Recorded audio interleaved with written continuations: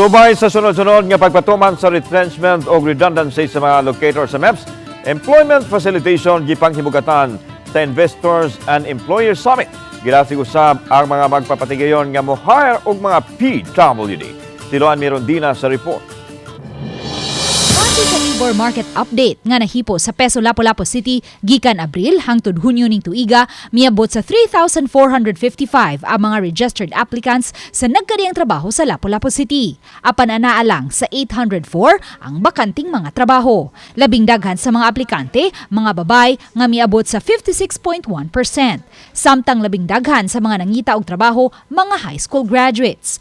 Matod ni Kim Francisco, Peso Manager sa Lapu-Lapu City, nga ang maong data miha umra usab sa kahimtang sa pagpanarbaho sa dakbayan, ilabi na kay nahimutang man sa Lapu-Lapu City ang export processing zone. So ang ato lang ani nga i-open up nato sa mga companies diri sa Lapu-Lapu aron they will know also nga kanang naaday no existing day ang do na day employment facilitation services and programs ang ato ang dakbayan sa Lapu-Lapu through sa Peso office. Apan tungod sa sunod-sunod nga pagpatuman sa retrenchment, redundancy o pagpanira sa pipila ka mga locator sa MEPZ, mikapina sa 7,000 ang mga nawad-an og trabaho. Sa number of job seekers by employment status, dakong pahat ni ini ang mga unemployed kung way trabaho nga miabot sa 58.1%.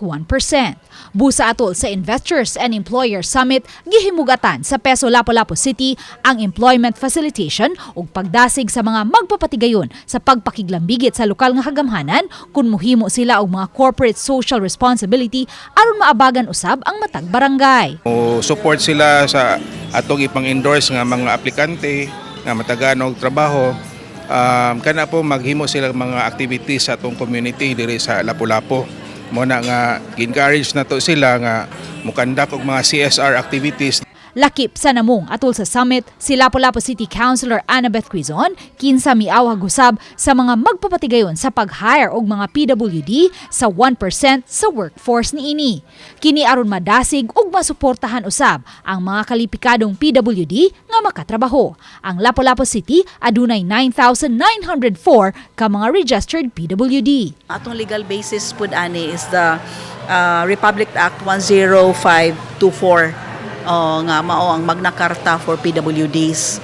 Unya kanang lipay puta nga after nato ni napasar last year, do na dayo mga restaurants nga nga nisanong dayon. Usa ka ordinansa ang napalabang sa Konseho sa Lapu-Lapu City sa miaging tuig kabahin niini. Ang ato is to encourage lang. Wala lang type penalty but we would give incentive to employees. So employers nga maka-hire sa mga PWDs during for example sa atong praise award sa atong mga companies or ato baron sa taxpayers night.